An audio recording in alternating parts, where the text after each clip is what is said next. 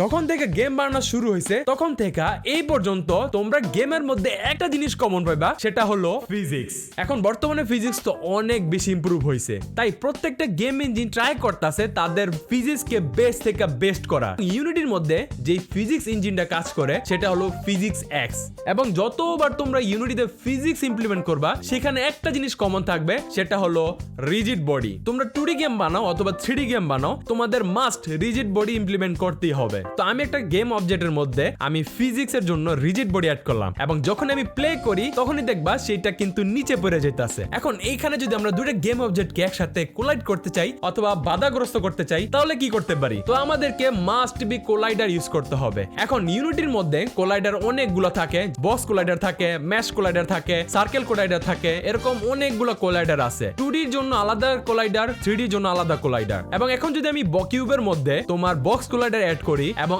আরেকটা গেম অবজেক্টের মধ্যে সেখানে যদি আমি একটা নরমাল কোলাইডার ইউজ করি এবং আমি যখন প্লে করি তখন দেখবা যে একটার সাথে আরেকটা কোলাইড করছে। এবং ইউনিটির মধ্যে সিম্পলি তোমরা এইভাবে ফিজিক্স অ্যাড করতে পারবা। তাছাড়া কোলাইডার সাথেও স্প্রিং আছে অনেকগুলা, যেমন আমরা যখন গাড়ি চালাই তখন গাড়ির মধ্যে কিন্তু সাসপেন্স কাজ করে, অর্থাৎ যখন আমাদের সামনে কোনো অবস্টিকেল থাকে তখন কিন্তু দেখবা যে গাড়ির যে চাকা আছে সেটা কিন্তু বাউন্স করতে থাকে। তাছাড়া আমরা যদি রোপ বানাই বা শিকল বানাই সেখানেও কিন্তু আমাদের এরকম স্প্রিং ইউজ করতে হবে। তো তোমাদের গেমের মধ্যে তোমরা কিরকম ফিজিক্স ইমপ্লিমেন্ট করছো তোমরা কমেন্টে জানাও।